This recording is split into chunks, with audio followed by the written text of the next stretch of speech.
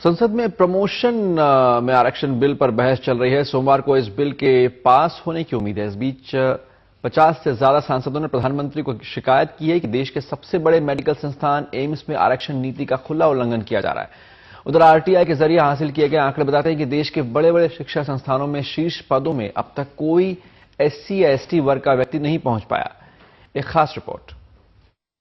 मैं बिल्कुल सुनने के लिए तैयार नहीं हूं। आरक्षण पर मायावती के गुस्से ने संसद में सबको चौंकाया, लेकिन आरटीआई के आंकड़े कहीं अधिक चौंकाने वाले हैं। सूचना अधिकार के तहत यूजीसी ने जो आंकड़े दिए हैं, उनके मुताबिक देश की टॉप 31 सेंट्रल यूनिवर्सिटीज में अनुसूचित जाति के केवल 26 प्रोफेसर हैं और अनुसूचित जनजाति यानी एसटी कैटेगरी के केवल 9 प्रोफेसर ही हैं। देश के बुद्धिजीवी वर्ग का गढ़ कही जाने वाली जेएनयू में प्रोफेसर और एसोसिएट प्रोफेसर के पद पर कोई एससी या एसटी नहीं है। आरटीआई से पता चला है कि लेक्चरर के पद पर भी जेएनयू में एससी के लिए आरक्षित 69 पद और एसटी कैटेगरी के लिए आरक्षित 29 पद खाली पड़े हैं। दिल्ली यूनिवर्सिटी में 122 प्रोफेसर और 277 एसोसिएट प्रोफेसर हैं, सभी जनरल कैटेगरी के। यहां भी प्रोफेसर या एसोसिएट प्रोफेसर के पद पर कोई एससी या एसटी नहीं है।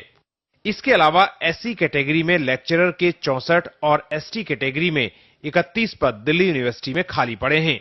ये तो रही पद खाली होने की बात, लेकिन नौकरी मिलने के बाद भी दलित या आदिवासी समुदाय के लोगों को उच्च संस्थानों के भीतर जबरदस्त भेदभाव का सामना करना पड़ता है।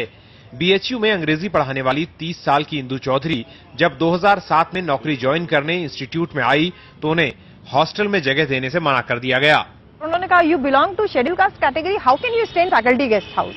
इंदु के पति और आरटीआई कार्यकर्ता महेंद्र प्रताप ने सूचना अधिकार कानून के तहत कई जानकारियां हासिल की हैं, जिसके तहत बीएचयू में भी बाकी विश्वविद्यालयों की तरह कोई एससी या एसटी प्रोफेसर नहीं है। यहां एससी कैटेगरी में प्रोफेसर के 51 पद और एसटी वर्ग में 25 पद खाली पड़े हैं। मिनिस्ट्री ऑफ एचआरडी का टेक्निकल एजुकेशन डिपार्टमेंट है, वो बार बार ये लेटर लिख रहा है कि बैकलॉग फिलअप किया जाए, बैकलॉग फिलअप किया जाए, एससी एसटी की भर्तियां की जाए, लेकिन इन सब के बावजूद भी कोई ऐसा आउटपुट निकल के नहीं आ रहा है। अपनी सफाई में बीएचयू कहती है कि विज्ञापन निकाले गए तो उसे इन पदों के लिए न्यूनतम योग्यता वाला कोई उम्मीदवार नहीं मिला। पिछले दिनों 50 से अधिक सांसदों ने प्रधानमंत्री को यह चिट्ठी लिखी है, जिसमें सीधा आरोप लगाया गया है कि देश के सबसे बड़े मेडिकल संस्थान एम्स में पिछले 3 दशकों से आरक्षण की नीति का उल्लंघन किया जा रहा है। कहा गया है कि यहां 164 डॉक्टरों की नियुक्तियों में आरक्षण नियमों का खुला उल्लंघन कर अगड़ी जाति के लोगों को नौकरी दी गई।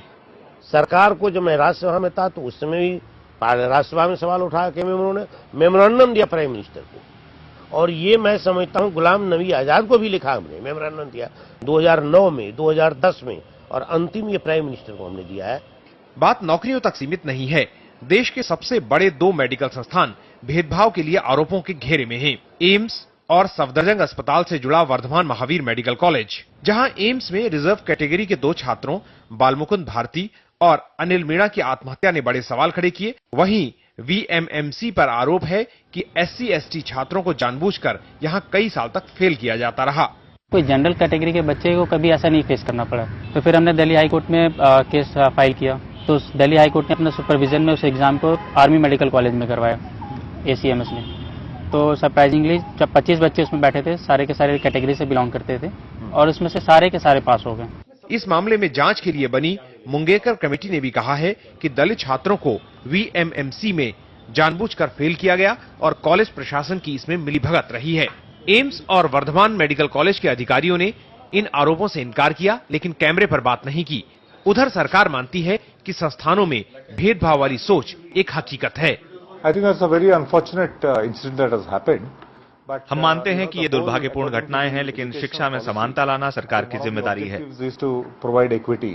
साफ है कि अगर आज तरक्की में आरक्षण की बात हो रही है तो इसकी एक वजह यह भी है कि देश की तरक्की की नींव तैयार करने वाले उच्च शिक्षा संस्थान सामंती सोच से उबर नहीं पाए हैं।